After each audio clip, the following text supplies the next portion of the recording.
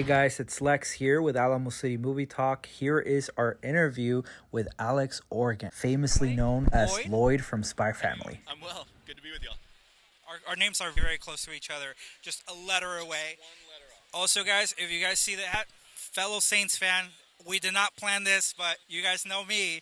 I'm always representing the Saints, so I'm happy to see that. But Alex, I had a couple questions for you here for our audience. As a voice actor, I was interested to what your thought process is when getting into a character, whether it's when you're first presented that character to play or just during the continuation. Like, what does your thought process go? Sure. My process is different than it would be if I was acting in a movie or a play or anything like that. The big difference is when we record these things, we don't get a full script ahead of time. So we have the manga, the source material, so that we can get an idea of what the story is going to be. But until we actually get in the booth for the first time, that's the first time we see the actual dialogue that we're going to say.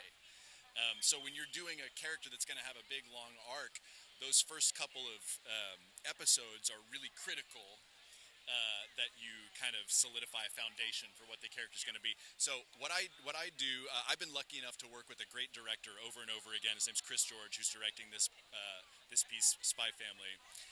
And so when I get in the booth, I will typically ask him first, what do you hear? Do you hear like straightforward Alex Orgon type attack, or do you hear something a little different? I'll get an idea of what he's thinking, and then we'll spend those first two episodes, we'll just take a little bit more time than we normally do to kind of try different readings out, try different intentions out, and we spend the whole time kind of looking at each other being like, yeah, this, up, down, good, you're good, and then after about a couple of episodes, usually we have a pretty good agreement on what like the core of the character is going to be, and from that point on we can just kind of roll.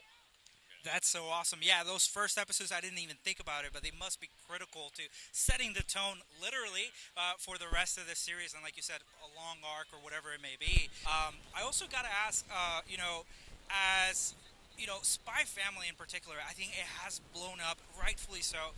It's such a wholesome show. Of course, like integral family themes and just the action of. In this part, I asked Alex what that blow up meant to him as a performer and how does that make him feel.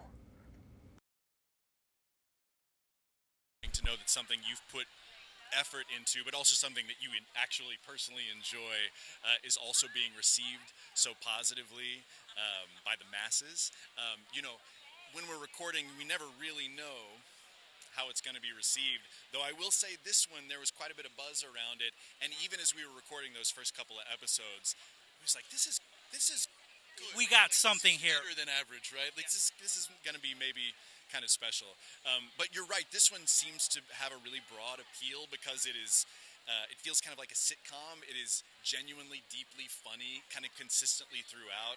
It has all of the heartstring stuff with the family element and, all of this potential romance that's bubbling underneath.